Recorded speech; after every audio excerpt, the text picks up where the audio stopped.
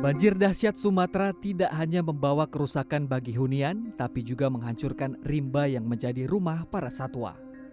Gelondongan kayu yang terbawa banjir menjadi saksi bahwa rimba para satwa hancur. Fakta yang memilukan juga terlihat di Kabupaten Pidijaya Aceh, seekor gajah menjadi korban keganasan banjir di utara Sumatera. Bangkai gajah ditemukan tersungkur dengan kepala tertimbun gelondongan kayu dan lumpur di Desa Gampong Munasah Lok, Kecamatan Muredu pada Sabtu 29 November. Dikutip dari laman cnnindonesia.com, salah seorang warga Muhammad Yunus menyebut selama ini di desa mereka tidak pernah ada kehadiran gajah.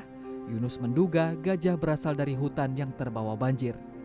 Tidak hanya gajah, satwa dilindungi lainnya yang menjadi korban banjir Sumatera adalah orang utan. Usai banjir menerjang, orang utan yang menjadi penghuni hutan Bukit Sipirok, Sumatera Utara menghilang.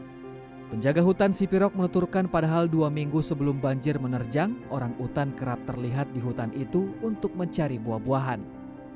Ya, dengan banjir bandang kemarin memang kalau kita perhatikan memang dari yang biasa kita jumpai di pinggiran sungai sebelah sini, kita kadang sering jumpa masih kalaupun ke orang hutan, siamang, gibon, musang, atau burung rangkong. Sekarang setelah ini bencana ini termasuklah kayak tadi, salah satunya kita pinggiran jalan itu satwa pun nggak ada jumpa.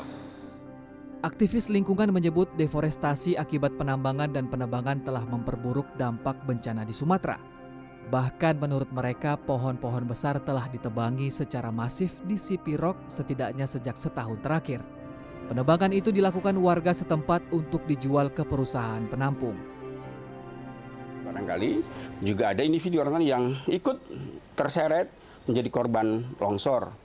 Ya, karena mereka orang utan ini hidup di lereng perbukitan yang memang saat ini sudah sangat terdesak ya. Orang Tapanuli hidup di lereng yang lebih tinggi karena di dataran rendah sebagian sudah terkonversi atau sudah beralih fungsi menjadi lahan pertanian atau lahan perkebunan.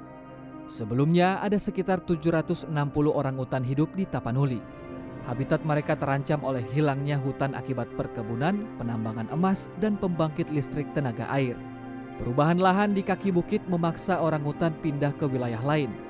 Secara total terdapat sekitar 119.000 orang utan hidup di Indonesia dan Malaysia menurut World Wildlife Fund.